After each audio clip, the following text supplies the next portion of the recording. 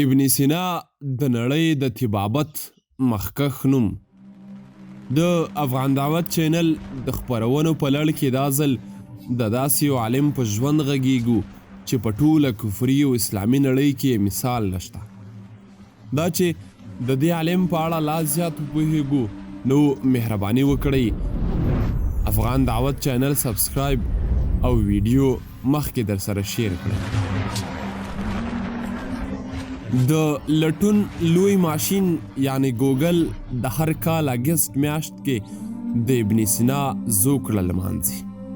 دغه مسلمان عالم د پام وړ علمي څېړنې کړي دي چې سږ کال هم د هغه د زوکړې د لمانځلو ورځ را روانه ده. ابن سینا ته په لویدیځ کې هم پاچاهانو، پوهانو، څېړونکو ډېر درناوی درلود، ځکه د نوموړي له بېلابېلو لاسته راوړنو په ګرده نړۍ کې ګټه اخیستل شوې او همدا ده چې په طب کې د لویو لاسته راوړنو له کبله لویدیځوالو د طب پلار بللی دی. د بلجیم یوه تاریخ پوه جروج ساټون د ابن سینا په اړه وایي ابن سینا یوه لویه فکري پدیده ده چې په منځنیو پیړیو کې په فلسفه کې د ده په شان بل هیڅ ذکي انسان نه دی تیر شوی. ابن سینا څوک و؟ ابو علي الحسین ابن عبدالله ابن الحسین ابن علي ابن سینا د ځینو تاریخي کتابونو پر بنسټ د اوسني ازبکستان اقشنه کلي کې په 1908 کال کې زیږېدلی دی. پلار یې د افغانستان د اوسني بلخ ولایت و.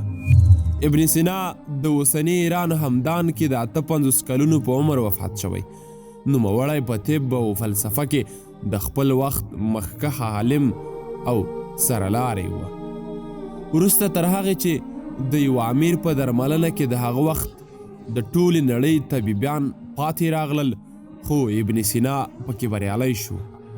د هغه وخت واکمنې ساماني کورنۍ د واکمنۍ پر مهال فارس کې ابن سینا ته د خپل شخصي کتابتون جوړولو اجازه ورکړل شوه چې د هغه وخت تر ټولو بډایه کتابتون و. په هغه وخت کې د نوموړي له کتابتون د یوه علمي مرجع په توګه ګټه اخیستل کېده. ابن سینا همدان ته له سفرونو وروسته هلته د امیر شمس الدین بویهي وزیر وټاکل شو. د امیر له مړینې وروسته اصفهان ته ولاړ او په طب کې خپل مشهور کتاب یعنی په طب کې قانون او الشفا کتابونه بشپړ کړل. د اسلام ارسطو ابن سینا خپل پلرني کور کې له حدیثو او مناظرو ډېره ګټه اخیسته. قرآن کریم یې په 10 کلنۍ کې حفظ کړ. په عربي او فارسي ژبه یې ګڼې شعري قصیدې هم یادوي. په 18 کلنۍ کې طب، فلسفې او شرعي علومو ته مخه کړه. له ارسطو او فارابي وروسته فلسفه کې ابن سینا تر ټولو ډېر مهم شخصیت ګڼل کېږي چې مسلمانانو د اسلام ارسطو بللی. لامل یې دا دی چې هره موضوع یې د ناقد او شنونکي په توګه د علمي دلایلو پر بنسټ څېړله. د نوموړي دا خبره ډېره مشهوره ده چې وایي فیلسوفان د نورو خلکو په شان دي، ځینې وخت په حقه وي خو غلطیږي هم. دا چې ابن سینا په خپل عصر کې په علمي ډګر کې ساری نه درلود نو ځینو پرې د بېدینۍ تور ولګاوه.